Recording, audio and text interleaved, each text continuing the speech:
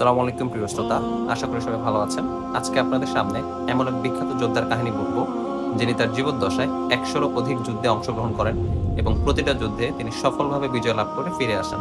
এমন কোনো যুদ্ধ নেই যে যুদ্ধে তিনি পরাজিত হয়েছেন বা তিনি পিছু পা হয়েছেন, এমন কোনো যুদ্ধ নেই তার লাইফে। পৃথিবীর ইতিহাস যদি আপনি ঘেঁটে দেখেন, কেউ না কেউ কোনো যুদ্ধে পরাজিত হয়, কিংবা সে পিছিয়ে আসে, কিংবা কোনো না কোনোভাবে সে পরাজয়ের শিকার হয়।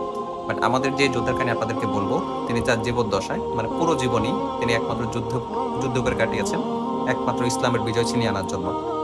এই যোদ্ধা সম্পর্কে যত বলবো যেন মনে হবে ততই কম। আর তার জীবন কাহিনী যখন আপনি শুনবেন, আপনার কাছে মনে হবে যে সত্যি কি আসলে মানুষ এতটা সাহসী, এতটা বিনয়ী এবং এতটা তেজস্বী হয়। ঠিক আছে? আচ্ছা, তো আমাদের যে যোদ্ধা তিনি আর কেউ নন, তিনি হচ্ছেন হযরত মুহাম্মদ সাল্লাল্লাহু আলাইহি ওয়াসাল্লামের প্রিয় একজন সাহাবী, হযরত খালিদ বিন ওয়ালিদ রাদিয়াল্লাহু আনহু। যদিও তিনি তার প্রথম জীবনে মুসলিম ছিলেন না, তিনি ছিলেন মূলত হচ্ছে কাফের গোত্রের অংশ। বাট পরবর্তী জীবনে তিনি ইসলামে কনভার্ট হন এবং ইসলামের জন্য তিনি যে অবদান রাখেন, আজও পুরো পৃথিবী তা মানে গর্বের সাথে এবং তারা বিনয়ের সাথে সেটা স্মরণ করে এবং তার জন্য গর্ববোধ করে। পৃথিবীর ইতিহাসে তিনি এমন একজন কমান্ডার, যিনি অনেকে বলেন মতান্তরে ১০০, অনেকে বলে ১২৫, ১২৫-এর মতো যুদ্ধে তিনি অংশগ্রহণ করেন এবং সফলভাবে প্রত্যেকটাকে তিনি জয় করে নেন। তৎকালীন যুগে যে সময়ের কথা বলছি, হযরত খালিদ বিন রাদিয়াল্লাহু আনহু উনি ৫৯২ খ্রিস্টাব্দে জন্মগ্রহণ করেন মক্কার বনু মাখজুম গোত্রে। হ্যাঁ, মক্কার আপনারা জানেন যে তৎকালীন যে আরব, যে সময়ের কথা আপনাদেরকে বলতেছি, ৫৯২ খ্রিস্টাব্দ, ওই সময় মক্কাতে আপনার গোত্রের প্রথা ছিল। এক এক গোত্র থেকে এক একজন জন্মগ্রহণ করতেন। যেমন আমাদের মহানবী হযরত মুহাম্মদ সাল্লাল্লাহু আলাইহি ওয়াসাল্লাম তিনি মক্কার কুরাইশ গোত্রে জন্মগ্রহণ করেন। ঠিক তেমনি খালিদ বিন ওয়ালিদ তিনি জন্মগ্রহণ করেন হচ্ছে বনু মাখজুম গোত্রে। হ্যাঁ, নামটা আরেকবার বলতেছি, বনু মাখজুম। আর খালিদ বিন ওয়ালিদের পিতার নাম ছিল হচ্ছে ওয়ালিদ বিন মুগিরা, ওয়ালিদ বিন মুগিরা। আর তৎকালীন আরবে আপনার কোনো সন্তান যদি জন্মগ্রহণ করতো, সন্তানকে পিতার নামে মানে পিতার নাম অনুসারে নামকরণ করা হতো। তো খালিদের প্রকৃত নাম হচ্ছে খালিদ, আর তার বাবার নাম ওয়ালিদ হওয়ার কারণে তার নাম হচ্ছে খালিদ বিন ওয়ালিদ। ঠিক আছে? আচ্ছা, তো এই খালিদ বিন ওয়ালিদ তিনি ওয়ালিদ বিন মুগিরার বংশধর, মানে ওয়ালিদ বিন মুগিরার ছেলে আর কি। আর ওয়ালিদ বিন মুগিরা ছিলেন হচ্ছে বনু মাখজুম গোত্রের প্রধান। তো খালিদের বংশগত মর্যাদা বেশ ভালোই ছিল, উনি অনেক উঁচু বংশের একজন লোক ছিলেন। আর খালিদ যখন আপনার জন্মগ্রহণ করে, তিনি প্রচন্ড এই প্রচন্ড ক্ষিপ্রতার সাথে তিনি আপনার ঘোড়া চালাতে পারতেন। হ্যাঁ, ইনফ্যাক্ট পরবর্তী জীবনে আপনার যখন তাকে তার পুরো ডিটেলস কাহিনী বলতে শুরু করব, আপনি দেখবেন তিনি যতগুলো যুদ্ধে অংশগ্রহণ করেন সবসময় তিনি অশ্বারোহণ করেন। অশ্ব মানে হচ্ছে ঘোড়া, তিনি ঘোড়ার উপর আরোহণ করে যুদ্ধ করতেন আর কি। আর তিনি তরবার চালাতেন হচ্ছে খুবই মারাত্মকভাবে। তৎকালীন যুগে যখন খালিদের ইয়ুথ কাল ছিল, মানে হচ্ছে 18 থেকে 20 বছর তরুণ বয়স ছিল, তিনি খুবই চমৎকার আপনার তরবারি চালাতে পারতেন। আমাদের বর্তমানে যেরকম আমরা অনেকে ফুটবল খেলি বা ক্রিকেট খেলি বা বিভিন্ন খেলা দক্ষতা অর্জন করি, তৎকালীন আরবে আপনার বর্ষা নিক্ষেপ বা তীর নিক্ষেপ বা হচ্ছে আপনার তরবারি চালানো, এই জিনিসগুলোকে আপনার তারা খেলা হিসেবে দেখতো। তো খালিদ বিন ওয়ালিদ ছিল হচ্ছে খুবই চমৎকার একজন মানে তরবারি যারা চালায় তাদের একজন অংশ, মানে খুব চমৎকার তরবারি চালাতে পারতেন আর কি, আর খুবই দক্ষ ছিলেন। আচ্ছা, তো এই খালিদ বিন ওয়ালিদের কথা বলার জন্য আপনাকে যদি কিছু ভূমিকা দিয়ে দিই, তিনি মূলত হচ্ছে তার সময় পুরো পৃথিবী দুইটা সাম্রাজ্যের আন্ডারে ছিল। একটা হচ্ছে পারস্য সাম্রাজ্য, একটা হচ্ছে রোমান সাম্রাজ্য। পারস্য সাম্রাজ্য আসলে বর্তমান ইরানের অন্তর্ভুক্ত, আর রোমান সাম্রাজ্য যেটা, এটা আসলে গ্রিক, তাদের একটা পার্ট ছিল আর কি। তো পারস্য আর হচ্ছে রোমান, এরা 700 বছর যাবৎ পুরো পৃথিবীকে শাসন করে এবং এরা যুদ্ধ করে। কখন কখন দেখা যায় পারস্য রোমানদের সাথে যুদ্ধ করতো, আবার কখন কখনো দেখা যায় যে রোমানরা পারস্যদের সাথে যুদ্ধ করতো। তো তাদের এই যুদ্ধ প্রায় অলমোস্ট 700 বছরের মতো চলতে থাকে, বাট এই যুদ্ধের কোনো ফয়সালা হয় না, বা আসলে কে বিজয় কে হেরে গেছে এরকম কোনো ফয়সালা হয় না। বাট খালিদ বিন ওয়ালিদ তিনি যখন আসলে যুদ্ধ করতে প্রকৃতপক্ষেই যুদ্ধের জন্য তিনি নেমে যান, তো দেখা যায় মাত্র 4 বছরের মধ্যে তিনি পারস্য সাম্রাজ্যকে বিজয় করেন। এট দ্য সেম টাইম তিনি রোমান যে সাম্রাজ্য ছিল, এই রোমান সাম্রাজ্যকে তিনি জয় করে ফেলেন। আর তৎকালীন যুগে পারস্য সাম্রাজ্য ছিল জাস্ট লাইক বর্তমানের আমেরিকা, ইংল্যান্ড, রাশিয়া এরকম আর কি। হ্যাঁ, রোমান সাম্রাজ্য ছিল হচ্ছে তৎকালীন যে সময়ের কথা বলতেছি, ওই সময়ের পুরো পৃথিবীতে একদম সমরাষ্ট্রে একদম সেরা। তাদের উপরে কেউ নাই। তাদের যে যুদ্ধের ট্যাকটিক্স ছিল বা যে সমস্ত সেনাবাহিনী ছিল বা যে সমস্ত ইনস্ট্রুমেন্ট ইকুইপমেন্ট, যেমন ঢাল, তলোয়ার, বর্ষা, তারা যেগুলো ব্যবহার করতো সেগুলো ছিল হচ্ছে পুরো পৃথিবীর মধ্যে সেরা। তো এই সমস্ত আর্মির এগেনস্টে খালিদ যখন যুদ্ধ করেন, যুদ্ধ করে পুরো এম্পায়ার, পুরো সাম্রাজ্য তিনি জয় করে ইসলামের সুশীতল ছায়া নিয়ে আসেন। হ্যাঁ, তিনি শুধু এই দুটো সাম্রাজ্যই না, কিছু পরিচিত রাষ্ট্র যেমন হচ্ছে আপনার তিনি পার্সিয়া জয় করেন, তিনি রোমানদেরকে জয় করেন, তারপর হচ্ছে আপনার ইরাক, ইরান, তারপর আর্মেনিয়া, জর্ডান, আজারবাইজান, সিরিয়া, শাম সহ অনেক রাষ্ট্রে তিনি মূলত তার অভিযান পরিচালনা করেন এবং সেখানকে বিজয় করে ছিনিয়ে নিয়ে আসেন। ঠিক আছে? আচ্ছা, তো খালিদের কথা যদি শুরুতে বলি, তিনি প্রথমে ছিলেন হচ্ছে অমুসলিম, মানে তিনি মূলত কাফের গোত্রে ছিলেন আর কি। আর আমাদের মহানবী হযরত মুহাম্মদ সাল্লাল্লাহু আলাইহি ওয়াসাল্লাম তিনি যখন ইসলামের দাওয়াত প্রচার করা শুরু করলেন, দাওয়াত প্রচার করার সময় তো দেখা গেল যে কাফেরদের সাথে মহানবী হযরত মুহাম্মদ সাল্লাল্লাহু আলাইহি ওয়াসাল্লামের একটা যুদ্ধ হয়, যেটা মূলত ছিল হচ্ছে উহুদের যুদ্ধ। হ্যাঁ, আপনারা অনেকে শুনে থাকবেন উহুদ হচ্ছে মূলত একটা পাহাড়ের নাম। ওই পাহাড়ের প্রান্তরে, পাহাড়ের পাদদেশে একটা বিশাল একটা মাঠ ছিল। ওই মাঠে মূলত এই যুদ্ধটা সংগঠিত হয়। তো যুদ্ধের কাহিনীটা এরকম ছিল যে শুরুর দিকে মুসলিমরা জয় লাভ করে, মানে কোনো না কোনো ভাবে তারা বিজয় লাভ করে। বাট মহানবী হযরত মুহাম্মদ সাল্লাল্লাহু আলাইহি ওয়াসাল্লাম তিনি বলেন, একটা স্থান নির্ধারণ করে বলে দিয়েছিলেন যে এখানে সবসময় পাহারা রাখার জন্য কেউ যেন এখান থেকে চলে না যায়। বাট মুসলিমরা কোনো কারণে সেখান থেকে চলে যায়, এবং সেই যুদ্ধে আমাদের যার কথা আমরা বলতেছি যে হযরত খালিদ বিন রাদিয়াল্লাহু আনহু তিনি ছিলেন মূলত হচ্ছে কাফিরদের পক্ষে আর কি। খালিদ বিন রাদিয়াল্লাহু আনহু যখন তিনি দেখলেন যে মুসলিমরা ওই স্থান থেকে সরে গেছে, আর মুসলিমরা তখন ভেবে নিয়েছিল তারা আসলে বিজয় লাভ করছে। বাট খালিদ করল কি, তিনি তার ঘোড়া এবং তার যে বাহিনী ছিল তাদেরকে নিয়ে মুসলিমদের পিছন থেকে এসে আক্রমণ করে, মানে যে জায়গাটা খালি ছিল সেখান থেকে এসে আক্রমণ করে মুসলিমদেরকে মানে খুবই মানে নৃশংসভাবে আসলে মানে পদাভূত করে এবং মুসলিমদেরকে পিছু হটতে বাধ্য করে। যে যুদ্ধটা মুসলিমরা মূলত জয় হয়ে গেছিল, বাট খালিদ বিন রাদিয়াল্লাহু আনহু তিনি একাই বলা যায় আর কি তার সেনাবাহিনী নিয়ে সেই যুদ্ধে মুসলিমদেরকে অনেক ব্যাকফুটে ফেলে দেন আর কি।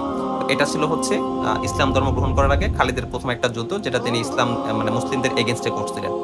দ্বিতীয়ত আরেকটা যুদ্ধ ছিল হচ্ছে খন্দকের যুদ্ধ, যেটা মূলত খালিদ তখনও কাফির ছিলেন। তিনি মূলত খন্দকের যুদ্ধে অংশগ্রহণ করে মুসলিমদের বিপক্ষে অনেক যুদ্ধ করার ট্রাই করেন, বাট সামহাও তিনি সেখানে সাকসেসফুল হন না। তো সেই যুদ্ধেও আপনার মক্কার যে সমস্ত কাফির গোত্র ছিল, মানে যারা মূলত মুসলিম না, কাফির মূলত আমরা তাদেরকে বলি, যারা হচ্ছে অবিশ্বাসী, যারা মুসলিম না, তাদেরকে আমরা এখানে কাফির বলে সম্বোধন করতেছি। তো খালিদ বিন রাদিয়াল্লাহু আনহু সেই যুদ্ধেও ছিলেন, খন্দকের যুদ্ধ। তো সেই যুদ্ধের আসলে কোনো ফলাফল হয় না, যার কারণে তার মূলত ব্যাকফুটে পিছনে সরে আসে। তো এরপর মাঝখানে ঘটনা চক্রে অনেক কাহিনী ঘটে, অনেক কিছু হয়ে যায়। তো আল্লাহ তাআলার রহমতে কোনো এক কারণে খালিদ বিন রাদিয়াল্লাহু আনহু তিনি আসলে মনে মনে ভাবতে থাকেন যে হয়তো ইসলামী সত্য ধর্ম, যার কারণে আমরা তাদেরকে পরাভূত করতে পারতেছি না, কারণ মুসলিমরা সংখ্যায় ছিল খুবই কম, আর অপরপক্ষে কাফির যে গোত্র মানে মক্কার কুরাইশরা তারা ছিল সংখ্যায় অনেক বেশি। তো খালিদ চিন্তা করলো যে হয়তো আল্লাহর রহমত, আমাদের যে সৃষ্টিকর্তা তার রহমত হয়তো বা মহানবী হযরত মুহাম্মদ সাল্লাল্লাহু আলাইহি ওয়াসাল্লামের উপর আছে এবং তিনি হয়তো সত্য নবী। তো এই কথা চিন্তা করতে করতে খালিদ একবার মদিনার দিকে তিনি হাঁটতে শুরু করেন, আনমনে আর কি, মানে কোনো চিন্তা ভাবনা ছাড়াই তিনি হাঁটা শুরু করেন মদিনার দিকে। তিনি আসলে কি চিন্তা করতেছিলেন তিনি আসলে ভেবে পান না। তো সামনে যেতে যেতেই কিছু দূর সামনে খালিদ তার এক বন্ধুকে দেখতে পায়, যার নাম হচ্ছে হযরত আমর বিন আস রাদিয়াল্লাহু আনহু। খালিদ রাদিয়াল্লাহু আনহু উনিও ছিলেন হচ্ছে কাফির, এবং হযরত আমর বিন আস রাদিয়াল্লাহু আনহু তখন তিনিও ছিলেন হচ্ছে কাফির, মানে তারা দুজনে অবিশ্বাসী ছিল। তো খালিদ বিন রাদিয়াল্লাহু আনহু হযরত আমরকে জিজ্ঞেস করতেছিলেন যে আমর তুমি কোথায় যাচ্ছ? তো হযরত আমর বলতেছে তুমি কোথায় যাচ্ছ, এটা তো মূলত হচ্ছে মদিনার পথ যেখানে মুসলিমরা বাস করতেছে। তো খালিদ আসলে দোটানায় পড়ে যায়। খালিদ বলে যে না, আমি আগে প্রশ্ন করছি, তুমি আমাকে উত্তর দাও যে তুমি কোথায় যাচ্ছ। তো হযরত খালিদ বিন রাদিয়াল্লাহু আনহু তিনি অত্যন্ত মানে বলিষ্ঠ দেহের অধিকারী ছিলেন এবং খুবই রাগী ছিলেন আর কি। হ্যাঁ, তো হযরত আমর উনি চিন্তা করতেছিল, আমি যদি খালিদকে বলি যে আমি আসলে মুসলমান হতে যাচ্ছি, মানে মদিনাতে আমাদের মহানবী হযরত মুহাম্মদ সাল্লাল্লাহু আলাইহি ওয়াসাল্লাম তখন বাস করতেন বা ওইখানে ছিলেন আর কি, তাহলে তো খালিদ তো আমাকে এই মুহূর্তে মেরে ফেলবে। তো হযরত আমর রাদিয়াল্লাহু আনহু তিনি উত্তরটা খুবই ট্যাকটিক্যালি দেন। তিনি বলেন যে আমি যেখানে যাচ্ছি সে কথা যদি বলি তুমি তোমার রাগ দমন করতে পারবে তো? তখন খালিদ আরো সুন্দর একটা কথা বলে যে তবে কি আমি যেখানে যাচ্ছি তুমিও সেখানে যাচ্ছ? তো হযরত আমর আসলে কথাটা বুঝে যায় এবং তিনি বলে যে হ্যাঁ, তুমি যেখানে যেতে চাচ্ছ আমিও মূলত সেখানে যেতে চাচ্ছি। তো ইতোপূর্বে খালিদ কিন্তু ছিল হচ্ছে কাফির। মুসলিমরা খালিদকে সবসময় শত্রু হিসেবে মানে চিন্তা ভাবনা করতো যে খালিদ হচ্ছে একজন শত্রু। আর আপনাকে কিছু কথা বলে দিই, খালিদ কিন্তু তৎকালীন যুগের সেরা একজন যোদ্ধা, মানে তার সমকক্ষ খুব কম লোকে ছিল। মানে যে ময়দানে হযরত খালিদ রাদিয়াল্লাহু আনহু আসতো, তখন অপর পক্ষ যারা মানে তারা সবসময় খুবই ত্রাস এবং ভীত সন্ত্রস্ত থাকতো যে খালিদের মতো একজন সেনা যদি আমাদের এগেনস্টে থাকে, তো সেক্ষেত্রে তো আমরা আসলে জয় করা আমাদের জন্য খুবই মানে অসম্ভব বলা যায় আর কি। তো যাই হোক, হযরত খালিদ রাদিয়াল্লাহু আনহু এবং হযরত আমর বিন আস রাদিয়াল্লাহু আনহু তারা দুজন উভয় একসাথে মদিনায় যান এবং গিয়ে তারা মানে ইসলাম ধর্ম গ্রহণ করেন আর কি। তো ব্যাপারটা এত সহজ ছিল না। তারা যখন যান তখন মদিনাবাসী খুবই অবাক হয় যে তারা কি আসলে যুদ্ধ করতে আসছে কিনা। তো দেখে যে তারা একদম নিরস্ত্র অবস্থায়, মানে তাদের তরবারি একদম কোষবদ্ধ, মানে তরবারি তারা খুলে আসেনি, তরবারি তারা তাদের যে স্থানে থাকার কথা সেখানে রেখে দিচ্ছে, মানে যুদ্ধ করার কোনো নিয়ত ছিল না। তো পরবর্তীতে তারা মহানবী হযরত মুহাম্মদ সাল্লাল্লাহু আলাইহি ওয়াসাল্লামের কাছে যান এবং যে তারা সেখানে ইসলাম ধর্ম গ্রহণ করেন। তো আলহামদুলিল্লাহ, এটা ছিল খালিদ বিন রাদিয়াল্লাহু আনহু ইসলামে প্রবেশ করার সূচনা আর কি, মূলত প্রথম কাহিনী।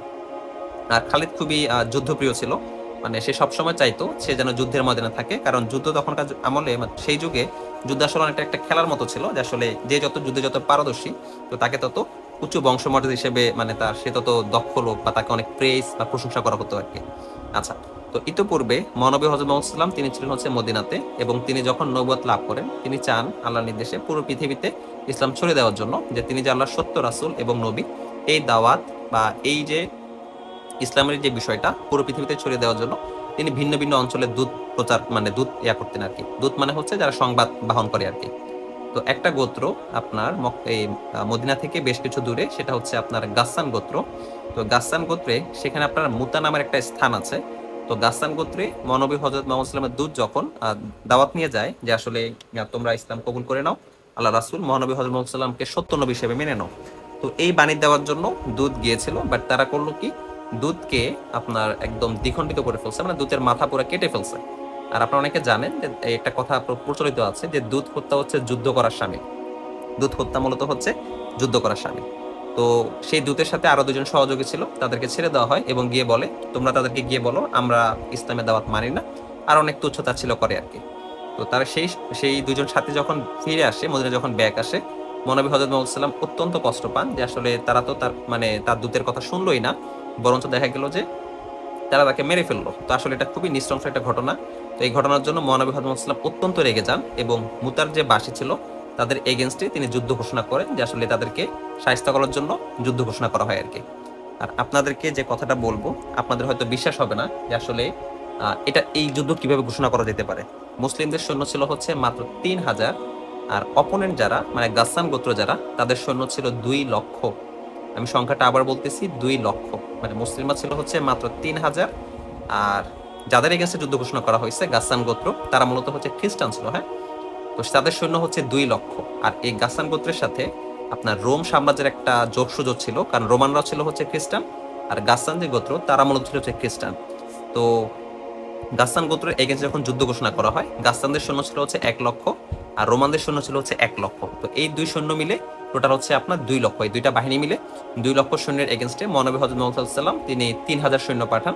কারণ তখন আসলে ইসলামের একদম সূচনাকাল, তো খুব কম মানুষই ইসলামের মধ্যে ইসলামের সুশীতল ছায়া তোলা ছিলেন।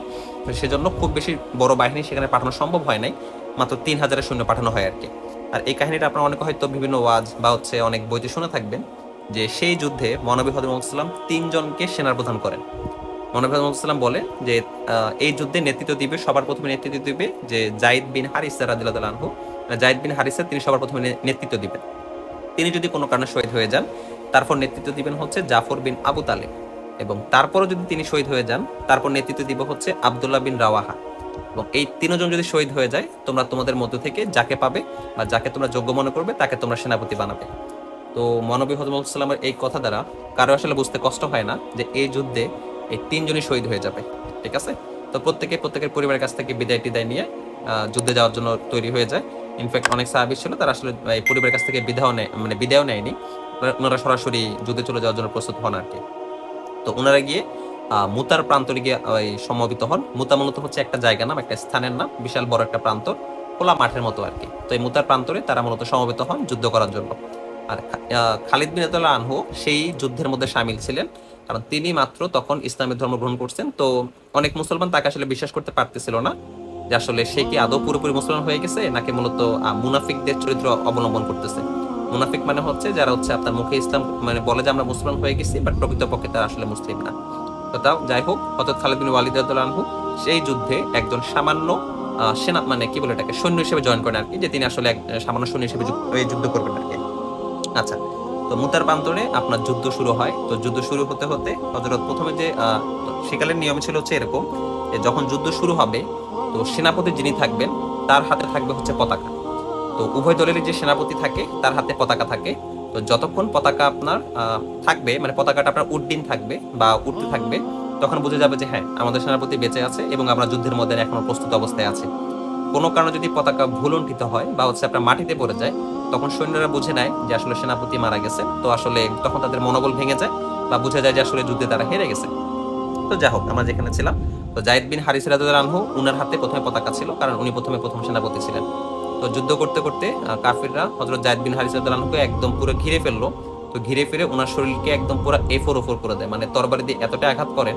কারণ আপনি বুঝতেছেন, সংখ্যাটা বুঝেন, 3000 বনাম হচ্ছে 2 লক্ষ। হ্যাঁ, তো তো আসলে হিউজ একটা ডিফারেন্স, কত গুণ সেটা আসলে ক্যালকুলেটর দিয়ে হিসাব করতে গেলে আসলে অনেক ঝামেলা হিসেবে যাবে। 10 গুণ 100 গুণ মানে প্রায় কি বলবো 80 গুণের মতো হইতে পারে, 80 না তো 70 গুণের মতো হইতে পারে আর কি, 70 টাইমস। আচ্ছা যা হোক, তো প্রথমে আমাদের যে প্রথম যে সেনাপতি ছিলেন যে হযরত যায়েদ বিন হারিসা রাদিয়াল্লাহু আনহু, তিনি আসলে মারা যান বা তিনি শহীদ হয়ে যান। তারপরে ওনার পরে জাফর বিন আবু তালিব উনি আপনার পতাকাটা তুলে নেন এবং সবাই বুঝে নেয় যে হ্যাঁ আমাদের প্রথম যে সেনাপতি ছিল তিনি শহীদ হয়ে যান। মজার বিষয় হচ্ছে যে যখন প্রথম সেনাপতি মারা যায়, যুদ্ধের নিয়ম ছিল যে আপনার যারা সৈন্য থাকে এদের মনোবল কমে যায়, বাট প্রকৃতপক্ষে মুসলিমদের মনোবল মোটেই কমে না। কেননা আপনার মুসলিমদের নীতি ছিল এরকম যে কাফির বা শত্রুদের কাছে জীবন যতটা প্রিয়, আর মুসলিমদের কাছে মৃত্যু ছিল তার চাইতে বেশি প্রিয়। কারণ কেউ যখন শহীদ হয়ে যাবে, আল্লাহর ঘোষণা অনুযায়ী আপনার মৃত্যুর সাথে সাথে তারা মূলত জান্নাতের যে সুযোগ সুবিধা সেগুলো তিনি পেয়ে যাবেন। আচ্ছা, আর কোরআন শরীফের একটা আয়াত এরকম আছে, আমি পুরোপুরি হয়তো কোট করতে পারছি না, বাট মেন কথা ছিল এরকম যে আল্লাহ সুবহানাহু ওয়া তাআলা তিনি বলতেছেন যে তোমরা শহীদদেরকে মৃত বলো না, বরঞ্চ তারা আল্লাহর নিকটে পৌঁছে গিয়েছে। আর একটা কথা এরকম প্রচলিত আছে, মানে প্রচলিত এটা খুব সম্ভবত হাদিসে আছে, আর আমি আগে বলতেছি আমি পুরোপুরি হাদিস কোট করতে পারতেছি না, আসলে রেফারেন্সগুলো আমি জোগাড় করতে পারিনি। কথাটা এমন ছিল যে কিয়ামতের দিন শহীদরা যে অবস্থায় মারা যান সে অবস্থায় উঠে আসবেন এবং আল্লাহর কাছে বলবেন যে আল্লাহর দিন প্রচারের জন্য, আল্লাহর জন্য তারা রাস্তায় শহীদ হয়ে গিয়েছে। আচ্ছা, তো জাফর বিন আবু তালিব তিনি যখন পতাকা হাতে নেন, আসলে কাহিনীটা অত্যন্ত করুণ ছিল যে প্রথমত যারা ওনাকে যখন ঘিরে ফেললো কাফিররা, প্রথমত ওনার ডান হাতে আঘাত করে ওনার ডান হাতটা কেটে ফেলে। তো জাফর বিন আবু তালিব ওনার পতাকা যেন মাটিতে পড়ে না যায়, উনি বাম হাতে পতাকাটা তুলে নেয়। তারপর দেখা যায় কি কাফিররা ওনার বাম হাতটাও কেটে ফেলে। তো বাম হাত যখন কেটে যায়, তো দুই হাতের তর্জনী দিয়ে উনি পতাকাকে মানে নিজের বুকের সাথে মানে বেঁধে রাখে, যেন আসলে পতাকা ভুলুণ্ঠিত না হয়। ইসলামের পতাকা যদি মাটিতে পড়ে যায় তারা তো ইসলাম পরাজিত হয়ে যাবে, সৈন্য যারা রয়েছে তারা আসলে দেখা যাবে যে নিরাশ হয়ে যুদ্ধের ময়দান থেকে হয়তো বা চলে যেতে পারে। তারপরে যে কাহিনীটা হলো, তার মস্তক পর্যন্ত আলাদা করে ফেলা হলো, মানে পুরো মাথাটা আসলে দ্বিখণ্ডিত করে ফেলছে আর কি। এরপরও দেখা যায় যে তার সেই ইসলামের পতাকা মাটিতে পড়ে না, ইসলামের পতাকাটা আপনার উড্ডীন থাকে। তো সৈন্য যারা ছিল তারা বলে যে আমরা পৌঁছানোর পূর্বেই ইসলামের পতাকা কে হাতে তুলে নিল। পরবর্তী দেখা যায় যে জাফর বিন আবু তালিব তিনি তার দাঁত দিয়ে কামড়িয়ে মৃত্যুর আগ পর্যন্ত পতাকাটাকে তিনি সমুড্ডীন বা উড্ডীন করে রাখেন, যেন ইসলামের পতাকা মাটিতে পড়ে না যায়। তারপর আমাদের লাজে সেনাপতি ছিল আব্দুল্লাহ বিন রাওয়াহা, তিনি পতাকা তুলে নেন এবং তিনিও মানে প্রাণপণ যুদ্ধ করেন। যুদ্ধ করতে করতে শত্রুর অনেক ভিতরে চলে যান, বাট এত বিশাল বাহিনীর কাছে আসলে টিকে থাকাটা খুবই মুশকিল ছিল। তো পরবর্তীতে তিনিও আল্লাহর কি বলে এটাকে তিনিও শহীদ হয়ে যান, আল্লাহর কাছে পৌঁছে যান এবং শহীদি মর্তবা লাভ করেন। এরপর যেটা হয়, ময়দানে আমাদের মুসলিম যারা সৈন্য যারা ছিল তারা আসলে দ্বিধাগ্রস্ত হয়ে যায় যে পরবর্তী সেনাপতি কে হবে। তো এই সময়ে মুসলিমদের মধ্যে একজন বিশিষ্ট কি বলে এটাকে যাদের কাছে আমরা সমান অনেক মান্যগণ্য করি, এমন একজন লোক যিনি হচ্ছে যায়েদ বিন আরকামা। ওনার নাম হচ্ছে যায়েদ বিন আরকামা। উনি পুরো ময়দান ঘুরে দেখেন এবং হযরত খালিদ রাদিয়াল্লাহু আনহু উনার হাতে ইসলামের পতাকা তুলে দেন এবং বলেন আমাদের মধ্যে খালিদের চাইতে বেশি যুদ্ধ জ্ঞান কেউ রাখে না এবং খালিদই হচ্ছে মূলত এখানকার উপযুক্ত আমাদের মধ্যে সেনাপতি হওয়ার জন্য। তো কয়েকজন মুসলিম তারা আসলে সন্দেহ পোষণ করতেছিল যে খালিদ মাত্র মুসলিম, মানে মাত্র ইসলাম গ্রহণ করেছে, সে কি আসলেই ইসলামের পক্ষে আছে কিনা, মানে তারা একটা সংশয় প্রকাশ করতেছিল। তো যা হোক, খালিদ বিন আব্দুল্লাহ আনহু প্রথম তিনি সেনাপতি হওয়ার একটা সুযোগ লাভ করেন এবং সেনাপতি হওয়ার সুযোগ লাভ করার সাথে সাথেই তিনি খুবই জ্বালাদিত একটা ভাষণ দেন। এই ভাষণ শুনে সৈন্যরা আসলে খুবই আবার একদম রিফর্ম হয়ে যায়, তারা সুবিন্যস্ত এবং সুগঠিত হয়ে যায়। তো খালিদ বিন আব্দুল্লাহ আনহু করলেন কি, ওনার যে বাহিনী ছিল বাহিনীটাকে উনি আবার পুনরায় 3 ভাগে বিন্যস্ত করেন। ডান দিকে একটা ভাগ থাকে, মাঝখানে একটা ভাগ থাকে, বাম দিকে একটা ভাগ থাকে। তিনি ভাই বিন্যস্ত করার পরে শত্রু বাহিনী যারা ছিল তারা দেখলো যে মুসলিমরা আবার পুনর্গঠিত হওয়া শুরু করছে এবং তারা যুদ্ধের জন্য আবার প্রস্তুত। তো দেখা গেল খালিদ বিন আব্দুল্লাহ আনহু প্রথমে ডিফেন্সিভ যুদ্ধ করতেছিলেন, যুদ্ধ করতে করতে উনি পিছিয়ে আসতেছিলেন। তো কাফিররা চিন্তা করলো যে মুসলিমরা হয়তো ভয় পেয়ে গেছে, তারা আসলে পিছিয়ে যাচ্ছে। তো কাফিররা প্রচন্ড সাহস নিয়ে তারা এগিয়ে আসে, মানে আমাদের গাসান গোত্রের খ্রিস্টান যারা তার প্রচন্ড উদ্দীপনা নিয়ে এগিয়ে আসে যে মুসলিমদেরকে একদম পুরো কচুকাটা করে ফেলবো, একদম টুকরা টুকরা করে ফেলবো। তো এরকম একটা সাহস নিয়ে তারা এগিয়ে আসে। আর খালিদ মূলত এই সুযোগের জন্য অপেক্ষা করতেছিল। যখনই মূলত শত্রু বাহিনীর সামনে চলে আসে, খালিদ তার যে সৈন্য ছিল এদিকে কমান্ড দেয় প্রচন্ড জোরে ঘোড়া চালাও, মানে এতটাই ক্ষিপ্রভাবে খালিদ ঘোড়া চালানো শুরু করে। তো ঘোড়া চালাতে যুদ্ধ করতে করতে শত্রু বাহিনী যে সামনে আসতেছিল খালিদের সামনে একদম তরবারি দিয়ে কেটে 2 টুকরা করে ফেলতেছিল। আর খালিদের তরবারি এত জোরে চলতো যে আমরা যেরকম কুঁচু কেটে ফেলি, তো সেই এক আঘাতে শত্রু যারা ছিল একদম পুরো দ্বিখণ্ডিত করে ফেলতো। তো প্রচন্ড ক্ষিপ্রভাবে যুদ্ধ করতে করতে করতে করতে অনেক সামনে চলে গেছে। সামনে গিয়ে খালিদ আবার কমান্ডে সবাই ফল ব্যাক করো, মানে সবাই পিছনে চলে আসো। তারপর সে সাথে সৈন্যকে আবার পিছনে নিয়ে চলে আসে। তো কাফিররা আবারও চিন্তা করে যে মুসলিমরা ভয় পেয়ে গেছে। দ্বিতীয়বার যখনই তারা পিছায়, পিছানোর পরে আবার প্রচন্ড আক্রমণ, মানে এরকম ক্রমান্বয়ে এরকম আক্রমণ করতে করতে মানে পিছিয়ে আসতো, আবার সামনে গিয়ে আক্রমণ করতো। কখনো কমান্ডিত ডান পাশ থেকে আক্রমণ করো, কখনো কমান্ডিত বাম পাশ থেকে আক্রমণ করো। মানে যুদ্ধের যে ট্যাকটিক্স খুবই চমৎকার ছিল। কখনো সামনে, আবার হচ্ছে পিছনে ব্যাক আসতো, ডানে যেতে বলতো, বামে যেতে বলতো। মানে পুরো সেনাবাহিনীকে তিনি এমনভাবে কমান্ড দিয়ে যুদ্ধ পরিচালনা করেন যে কাফিরা তখন আসলে ভীত সন্ত্রস্ত হয়ে যায়। আর এই যুদ্ধে খালিদ এতটাই মারাত্মক যুদ্ধ করেন, তার জীবনের মুসলিম হওয়ার পর প্রথম যুদ্ধ, ওনার 9টা তরবারি ভেঙে যায়। একটা দুইটা না, 9টা তরবারি ভেঙে যায়। যখন ওনার প্রথম তরবারি ভাঙে, শত্রু দ্বিতীয় তরবারি নেন, দ্বিতীয় তরবারি দিয়ে আঘাত করে, সেটা ভেঙে যায়, তৃতীয় তরবারি নেন, তারপর চতুর্থ, পঞ্চম, ষষ্ঠ, সপ্তম, অষ্টম এবং নবম, 9টা তরবারি উনি যুদ্ধ করতে করতে ভেঙে ফেলেন। তো পরবর্তীতে উনি ব্যাক চলে আসেন, মানে পিছনে চলে আসেন, নিজের সেনাবাহিনীর পিছনে চলে আসেন এবং প্রথম দিনের মতো যুদ্ধ সমাপ্ত হয়। দ্বিতীয় দিন আবার যুদ্ধ শুরু হয়। তো এই দিন খালিদ করলেন কি, ওনার যে সৈন্য ছিল, সৈন্যগুলোই করছে কি, উনি ডানের সৈন্যকে বামে নিয়ে আসছে, বামের সৈন্যকে ডানে নিয়ে গেছে। নিয়ে যাওয়ার পরে সৈন্যদেরকে অনেক প্রশস্ত করে দেয়, অনেক ছড়া ছিটিয়ে দেয়। আর গাসসান যে গোত্র, খ্রিস্টান যারা ছিল, তারা হয়তো বা চিন্তা করে যে মুসলিমরা হয়তো সৈন্য সাহায্য পেয়েছে, দেখা যাচ্ছে যে তাদের বিন্যাস আগে থেকে অনেক বড় হয়ে গেছে, দ্যাট মিনস তাদের আর্মি আরো বিশাল বড় হয়ে গেছে। তো তারা আসলে যুদ্ধ করতে আর আগায় না। তো দেখা যায় তারা হয়তো চিন্তা করে যে মুসলিমরা প্রথম দিন আমাদের এত ক্ষয়ক্ষতি করে ফেলছে, তো দ্বিতীয় দিন হয়তো আমরা তাদের সামনে টিকতেই পারবো না। তো মুসলিমরা সামহাও ওই 2 লক্ষ সৈন্য থেকে খালিদ বিন ওয়ালিদ রাদিয়াল্লাহু আনহু ওনার দক্ষ নৈপুণ্যের সাহায্যে বাকি সৈন্য যারা ছিল তাদেরকে নিয়ে নিরাপদে উনি মদিনাতে ব্যাক করেন। তো মদিনাতে যখন ব্যাক করেন, তখন মদিনার মানুষরা চিন্তা করে যে এই যারা সৈন্য ছিল, ইসলাম যারা সৈন্য ছিল, তারা হয়তো বা যুদ্ধ করে নাই, যে তারা আসলে ভয় পেয়ে ফল ব্যাক করে চলে আসছে, যুদ্ধের পিছুটান দিয়ে চলে আসছে। মহানবী হযরত মুহাম্মদ সাল্লাল্লাহু আলাইহি ওয়াসাল্লাম তিনি আল্লাহর রহমতে আগে থেকে সব জানতেন। তিনি বলেন যে থামো, সৈন্যরা পিছু ব্যাক করে নাই, তারা যুদ্ধ করে আসছে এবং শত্রুদেরকে উপযুক্ত জবাব দিয়ে আসছে। আর এই যুদ্ধে একজন লোক তিনি খালিদের গুণগান প্রশংসা করে মহানবী হযরত মুহাম্মদ সাল্লাল্লাহু আলাইহি ওয়াসাল্লামকে সমস্ত বিবরণ খুলে বলেন যে আসলে এই 3 জন সেনাপতি মারা যাওয়ার পরে কাকে সেনাপতি বানানো হয় এবং খালিদ রাদিয়াল্লাহু আনহু কিভাবে ওনার রণনৈপুণ্যে একটা দুইটা না 9টা তরবারি ভেঙে বলেন ভূয়সী প্রশংসা করেন। মানে খালিদের প্রশংসা হযরত মুহাম্মদ সাল্লাল্লাহু আলাইহি ওয়াসাল্লামকে শোনানো হয়। তারপর মুহাম্মদ সাল্লাল্লাহু আলাইহি ওয়াসাল্লাম যে কথাটা বলেন পৃথিবীর ইতিহাসে স্বর্ণাক্ষরে আজীবন লেখা থাকবে এবং এখন পর্যন্ত লেখা আছে। তিনি বলেন খালিদ হচ্ছে আল্লাহর তরবারগুলোর মধ্যে একটা তরবারি। মানে এজন্যই বলা হয় যে দ্য সোর্ড অফ আল্লাহ, মানে খালিদ হচ্ছে আল্লাহর তরবারি, খালিদ বিন ওয়ালিদ। বা অনেকে বলে থাকে যে খালিদ সাইফুল্লাহ, সাইফ মানে হচ্ছে তরবারি, যে সে হচ্ছে মূলত আল্লাহর তরবারি। তো এই উপাধির পরে সবাই খালিদকে এক নামে চিনত, যে খালিদ হচ্ছে মূলত হচ্ছে আল্লাহর তরবারি। তো এইভাবেই খালিদের প্রথম যে যুদ্ধ সেটা মূলত সমাপ্ত হয়। এরপর অনেক অনেক সময় চলে যায়। তো আমাদের মাঝখানে আমরা কাহিনী সংক্ষেপ করার জন্য খালিদের কথাই বলতেছি। তো মহানবী হযরত মুহাম্মদ সাল্লাল্লাহু আলাইহি ওয়াসাল্লাম তিনি ইন্তেকাল করেন। ইন্তেকাল করার পরে তো দেখা যায় দ্বিতীয় যে পরবর্তী যে খলিফা তিনি হন হচ্ছে হযরত আবু বকর রাদিয়াল্লাহু আনহু। তো মহানবী হযরত মুহাম্মদ সাল্লাল্লাহু আলাইহি ওয়াসাল্লাম ইন্তেকালের পরে দেখা যায় যে আপনার অনেক ঝামেলা সৃষ্টি হয়। ঝামেলাগুলো হচ্ছে এরকম যে অনেক লোক নিজেদেরকে নবী বলে দাবি করা শুরু করে, যে আসলে এই মুহাম্মদ সাল্লাল্লাহু যখন মারা গেছেন ওনার নবুয়ত শেষ, নতুন করে নবী আর কি। তো এরকম 28 জনের মতো নিজেদেরকে নবী দাবি করে। তো এই নবুয়তের ভণ্ডামি এটাকে থামানোর জন্য হযরত আবু বকর রাদিয়াল্লাহু আনহু তিনি এক কঠোর সিদ্ধান্ত নেন এবং যারা মিথ্যা নবুয়তের দাবিদার তাদের বিরুদ্ধে একটা বিদ্রোহ মানে যুদ্ধ ঘোষণা করেন আর কি। ইনফ্যাক্ট এটা ছাড়াও আরো অনেকে অনেক ধরনের উল্টাপাল্টা কথা বলা শুরু করে, মানে অনেক বিধাত সংযোজন করে। অনেকে এরকম বলতে থাকে যে যেহেতু মহানবী হযরত মুহাম্মদ সাল্লাল্লাহু মারা গিয়েছেন, মানে ওনার নবুয়ত শেষ, তাহলে ইসলাম আর এখন আমাদের জন্য প্রযোজ্য না, নাউযুবিল্লাহ। এরকম অনেক কথা তারা বলতে থাকে। তো এদেরকে বিদ্রোহগুলো দমন করার জন্য তিনি অনেক সেনাবাহিনী পাঠান এবং এই সেনাবাহিনীর আন্ডারে হযরত খালিদ বিন ওয়ালিদ রাদিয়াল্লাহু আনহু ছিলেন। তিনি মূলত হচ্ছে বিদ্রোহ দমন করতে যান। তো যতজন নিজেদেরকে নবুয়তের দাবি করে বা ভণ্ড নবুয়তের দাবি করে, তার মধ্যে একজন ছিল হচ্ছে মুসাইলিমা। হ্যাঁ, তাকে ইতিহাসের পাতায় এখন বলা হয় যে মুসাইলিমা কাজ্জাব আর কি, তাকে মুসাইলিমা নামে ডাকা হয় আর কি। তো এই মুসাইলিমার বাহিনী ছিল হচ্ছে খুবই ভয়ানক এবং অনেক আয়তনে বিশাল বড় আর কি। তো খালিদ বিন রাদিয়াল্লাহু আনহু উনি মূলত এই মুসাইলিমার এগেইনস্টে যুদ্ধ করেন এবং মুসাইলিমাকে উনি সামহাও মেরে ফেলেন আর কি। তো মুসাইলিমার এখানে দুইটা কাহিনী হয়। খালিদের একজন বন্ধু ছিল, তার নাম ছিল হচ্ছে ইকরামা। তো এই ইকরামা হচ্ছে আপনার হযরত আবু জাহেল, সরি আমি ভুল বলছি, হযরত না, আসলে ইসলামের যে শত্রু ছিল আবু জাহেল, আবু জাহেলের আপন সন্তান হচ্ছে আপনার ইকরামা।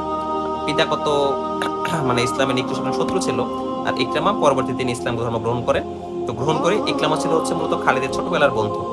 ইকরামা প্রথমত যায় হচ্ছে এই একে আর কি আপনার মুসাইলিমা যে কাজ্জাব ছিল তার এগেইনস্টে যুদ্ধ করার জন্য। তো সামহাও ইকরামা নিজেকে কন্ট্রোল করতে না পারে, নির্দেশ ছিল এরকম যে ইকরামা খালিদ বিন ওয়ালিদের সাথে একসাথে যুদ্ধ করতে যাবে। আর ইকরামা চিন্তা করে যে আমি যদি মুসাইলিমা কাজ্জাবকে মেরে ফেলি তো দেখা যাবে যে আমার নাম চতুর্দিকে ছড়িয়ে যাবে, আমি দেখা যাবে যে এরকম যে হ্যাঁ আমি ইকরামাকে পরাজিত করছি। তারা প্রত্যেকেই একটু ঈর্ষান্বিত ছিল যে খালিদের নৈপুণ্য এবং বিজয় গাথার জন্য আর কি, মানে খালিদ যেই যুদ্ধে যেত দেখা যেত সেখানে জয় নিয়ে ফেরত আসতো।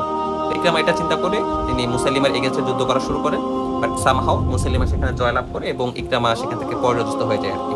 তারপর খালিদ সে ময়দানে আসে, আসার পরে আপনার মুসাইলিমা যে কাজ্জাব ছিল, মুসাইলিমা যে ভণ্ড নবী ছিল, সেই নবীর এগেইনস্টে মানে এই ভণ্ড যে নবী ছিল তাকে হচ্ছে আপনার হত্যা করে, এবং হত্যা করে সেখান থেকে মূলত নবুয়তের যে ভণ্ডামি এটাকে তিনি একদম পুরো নির্মূল করে দেন আর কি।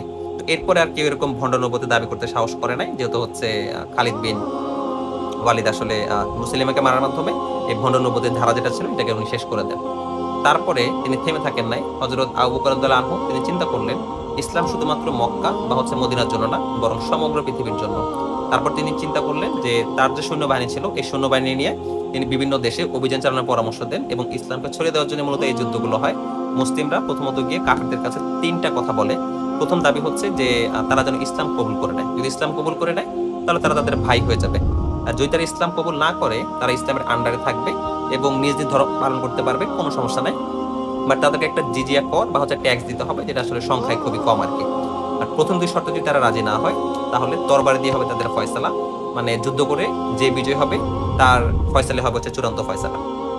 তো পরবর্তীতে খালিদ বিন ওয়ালিদ তিনি তার লাইফে যুদ্ধ করা শুরু করেন। প্রথমত তিনি যান হচ্ছে আপনার পারস্য সাম্রাজ্যে।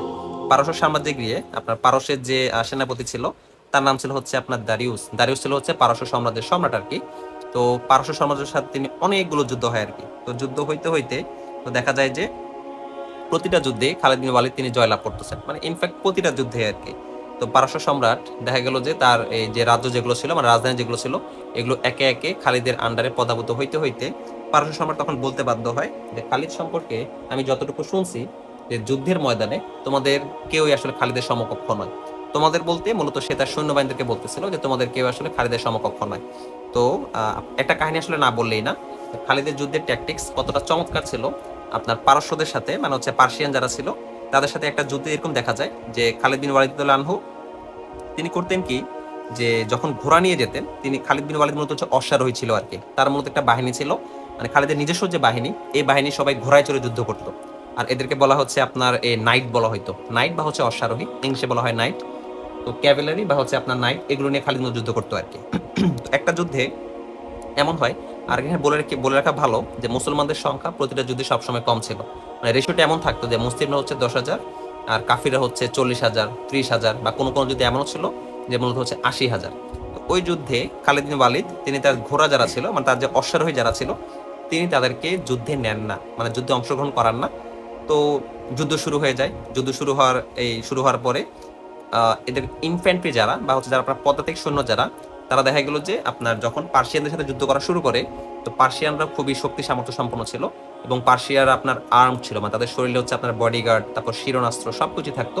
ইনফ্যাক্ট তারা অনেক উন্নত অস্ত্রশস্ত্র নিয়ে সুসজ্জিত ছিল আর কি। তো তাদের সাথে পদাতিক যারা ছিল এরা পারতেছিল না, এরা যুদ্ধ করতে করতে দেখা যেত কি ব্যাকফুটে আসতে বাধ্য হয়। আর অনেক সৈন্য তারা আসলে প্রচন্ড মনে মনে একটা ক্ষোভ প্রকাশ করে যে হযরত খালিদ বিন রাদিয়াল্লাহু আনহু তিনি কেন যুদ্ধে জয়েন করতেছেন না, বা ওনার সৈন্য কোথায়। আমাদের মোট সৈন্য ছিল হচ্ছে 11,000, তার মধ্যে মাত্র 5,000 সৈন্য আমরা যুদ্ধ করতেছি, বাট বাকিরা কোথায়। তো এরকম তাও তারা মানে তাদের যে কমান্ডার ছিল, কমান্ডারের নির্দেশ তারা অমান্য করে না, মানে তারা যুদ্ধ করতে থাকে।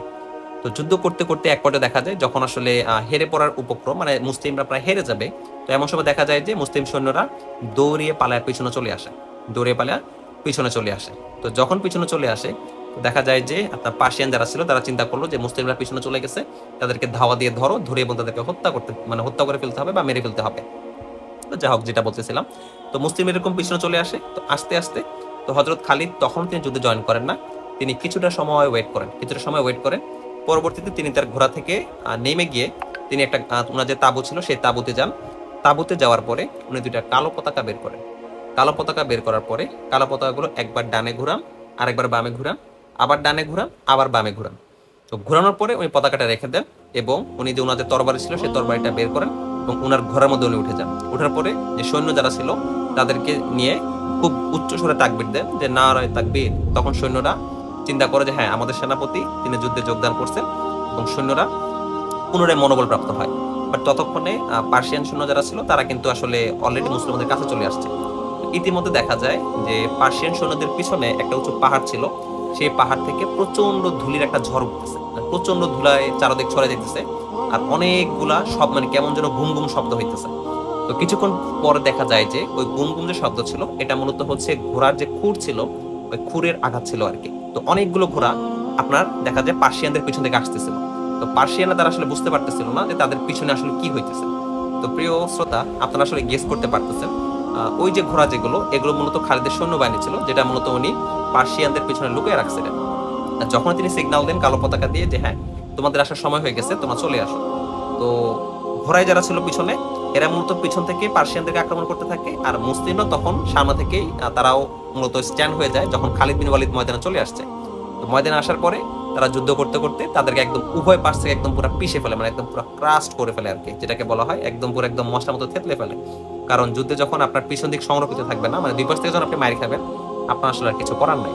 আর এখানে বলে দিই, পার্সিয়ানদের যুদ্ধের একটা ট্যাকটিক্স ছিল, তারা 10 জন একসাথে শিকলে বেঁধে যুদ্ধ করতো, মানে কেউ যেন আপনার ময়দান থেকে পলাইতে না পারে। কারণ একজন যদি পালাতে চায় তাকে আর 10 জনকে নিয়ে যেতে হবে একসাথে। তো তাদের প্রত্যেকের পায়ে শিকল বেঁধে তারা যুদ্ধ করতো।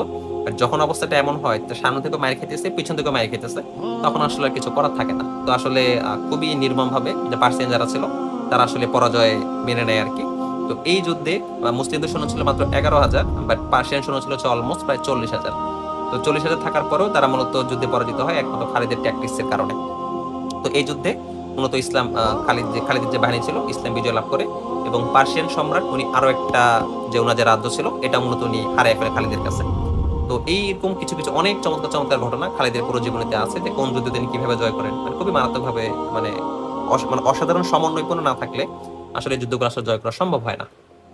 আচ্ছা, তো পার্সিয়ানদের সাথে ওনার আরেকটা যে যুদ্ধ হয় সেই যুদ্ধটা আসলে আরো চমৎকার ছিল। আর ওই যুদ্ধটা কোনো পাহাড়ের এখানে হয় না, যুদ্ধটা হয় মূলত হচ্ছে আপনার একটা খোলা প্রান্তরে। তো খোলা প্রান্তরে যুদ্ধ হইতে যখন শুরু হয় দেখা যায় কি যে মুসলিমরা প্রথমে যুদ্ধ করা শুরু করে, বাট সামহাও সংখ্যা অনেক কম থাকার কারণে মুসলমানরা খুব একটা পেরে উঠতে পারে না। তো খালিদ করেন কি, ওনার সৈন্যবাহিনীকে পিছনে নিয়ে আসেন এবং পিছনে আনতে আনতে এমন একটা কমান্ড দেন যে তোমরা ডান দিকে সরে যাবে, মানে প্রসারিত হয়ে যাবে, ডানে যার সৈন্য যারা আছো তারা আরো ডানে চলে যাবা, বামের সৈন্য যারা তারা আরো বামে চলে যাবা। তো খালিদের যে সৈন্যবাহিনী ছিল সেটা মূলত লম্বা ছিল হচ্ছে 5 কিলোমিটারের মতো। তো তিনি লম্বা করতে করতে মানে সৈন্যদেরকে ডান দিকে সরে যেতে যেতে এটাকে এত লম্বা করেন সেটা মূলত উনি 18 কিলোমিটার করে ফেলেন, মানে 18 কিলোমিটার লম্বা করে ফেলেন আর কি। তো লম্বা করার পরে তো ততক্ষণে কিন্তু পার্সিয়ান সৈন্য যারা তারা ভাবছে যে মুসলিমরা পিছনে চলে যেতেছে, তাদেরকে পলাতে দেওয়া যাবে না, তাদেরকে ধরে হত্যা করতে হবে বা কিছু একটা শায়েস্তা করতে হবে আর কি। তো তারা কিন্তু এতক্ষণে টায়ার্ড, রোমান সৈন্য যারা তারা এরকম মানে পিছিয়ে দৌড়াতে আস্তে আস্তে অনেকটা টায়ার্ড হয়ে গেছে। হঠাৎ করে খালিদ বিন ওয়ালিদ তিনি কমান্ড দেন যে তোমরা এদেরকে ঘিরে ফেলো, মানে 18 কিলোমিটার যেহেতু অনেক লম্বা প্রস্তুত হয়ে গেছে, তোমরা ডান পাশ থেকে ডান দিকে যারা আসো তারা ডান পাশ থেকে ঘিরে ফেলো, বাম দিকে যারা আসো তারা বাম পাশ থেকে ঘিরে ফেলো। এটা বোঝার পরে যখন রোমানরা দেখতে পারলো আসলে এটা মূলত খালিদের একটা চাল ছিল, একটা চালাকি ছিল, যে তাদেরকে মুসলিমদের কাছে নিয়ে এসে একদম ঘিরাও করে ফেলা আর কি। তো বুঝতে পারতেছেন যুদ্ধের ফলাফল কি হবে, এটাও আগের মতোই, যে তিনি পার্সিয়ান সৈন্য যারা ছিল তাদেরকে একদম পুরা আবদ্ধ করে ফেলে, মানে একদম চতুর্পাশ থেকে ঘিরে ফেলে তাদেরকে তিনি হারাতে বাধ্য করে আর কি। আর এই যুদ্ধের খালিদের ট্যাকটিক্স খুবই চমৎকার ছিল, তিনি কখনোই কেউ যদি সারেন্ডার করতো বা আত্মসমর্পণ করতো তিনি কাউকে হত্যা করতেন না। যুদ্ধ যখন হইতো তিনি কোনো এরকম বলে দিতেন, যখন যেই কোনো যুদ্ধের মধ্যে যদি কোনো বৃদ্ধ নারী থাকে, শিশু থাকে বা কোনো মহিলা থাকে, তাদেরকে আঘাত তো দূরে থাক, একটা আঁচড় পর্যন্ত দেওয়া যাবে না। ইনফ্যাক্ট যেখানে তারা যুদ্ধ করবে সেই যুদ্ধের কোনো উপাসনালয়, গির্জা বা কোনো ঘর বাড়ি এগুলোতে লুটপাট করা যাবে না এবং কোনো কিছু করা যাবে না। তো মুসলিমদের আদর্শ আসলে খুবই চমৎকার ছিল, যতগুলো যুদ্ধে তারা জয়লাভ করছে কোনো যুদ্ধে তারা আসলে খ্রিস্টান বলেন বা কাফির বলেন তাদের কোনো ঘরে লুটপাট করে নাই, তাদের উপর কোনো ধরনের ধ্বংসযজ্ঞ করে নাই, একদম শান্তশিষ্টভাবে সৈন্য যারা ছিল মানে যাদের সাথে যুদ্ধ ছিল একমাত্র তাদের সাথেই তারা হিংস্র বা হচ্ছে ক্ষিপ্ত, বাট বাকিদের সাথে মুসলিমরা সব সময় সদয় আচরণ করে আর কি। তো ইনফ্যাক্ট যে অঞ্চল মুসলিমদের বিজিত হয়ে যায় সেই অঞ্চলের বাসিন্দাদের সাথেও মুসলিমরা এত চমৎকার ব্যবহার করে যে তারা চিন্তা করে যে এর আগে যারা এই অঞ্চলগুলো শাসন করছে তারা মূলত খুবই লুটতরাজ ছিল এবং আমাদের খুবই অত্যাচার করতো, বাট তোমরা যারা মুসলিম তারা তো আসলে কিছু করোনি, মানে এরকম কোনো লুটতরাজ তো করোনি, বরঞ্চ তোমরা আমাদের সাথে খুব উত্তম ব্যবহার করেছো। তো আমরা চাই তোমরাই আজীবন আমাদের শাসক থাকো। এটা মূলত আসলে মুসলিমদের উত্তম আচরণের জন্যই আর কি। আচ্ছা, এভাবে জয় করতে করতে খালিদ পুরো পারস্য সাম্রাজ্যকে উনি 2 বছরের মধ্যেই নিজের আন্ডারে নিয়ে নেন, মানে মূলত মুসলিমদের ইসলামের যে সুশীতল ছায়া সেটা আন্ডারে নিয়ে নেন, পারস্য সাম্রাজ্যকে উনি জয় করে ফেলেন। তো পরবর্তীতে পারস্যদের যে শত্রু ছিল রোমান, তো রোমানরা চিন্তা করলো যে খালিদ তো পারস্য জয় করে থেমে থাকবে না, সে মূলত রোমানদের জন্য ধেয়ে আসবে। তো তার পরবর্তীতে খালিদ মূলত হচ্ছে রোমানদের দিকে ধেয়ে যায় আর কি। তো জীবনে এতগুলো যুদ্ধ খালিদ করে, তো যুদ্ধ করতে করতে খালিদের সবসময় মনের ইচ্ছা ছিল বা একটা বাসনা ছিল, সে যেন যুদ্ধের ময়দানে শহীদ হয়ে যায়, সে যেন যুদ্ধের ময়দানে শহীদ হয়ে যায়। বাট দুঃখের বিষয় হচ্ছে খালিদ সেই যুদ্ধে শহীদ হয় না, কোনো যুদ্ধে খালিদ শহীদ হয় না, এবং বৃদ্ধ বয়সে তিনি খুবই করুণ অবস্থায় এবং অসুস্থ হয়ে তিনি ঘরে মারা যান। আর তিনি আফসোস করেন যে আসলে আমি আমার এত জীবনে এত বেশি যুদ্ধে যোগদান করেছি একমাত্র শহীদ হওয়ার জন্য, বাট এত রক্ত আমি ঝরিয়েছি, বাট আমি শহীদ হতে পারলাম না। আজকে দেখো আমি একটা বৃদ্ধ উটের মতো মারা যাচ্ছি। তো এই কথাটা উনি কেন বলছিলেন আমরা আপনাকে বলবো আমাদের ভিডিও লাস্ট পার্টে। তো এখন আমরা শুরু করবো মূলত হচ্ছে রোমানদের সাথে ওনার যে কাহিনীগুলো হয়, রোমানদের যুদ্ধের কাহিনীগুলো।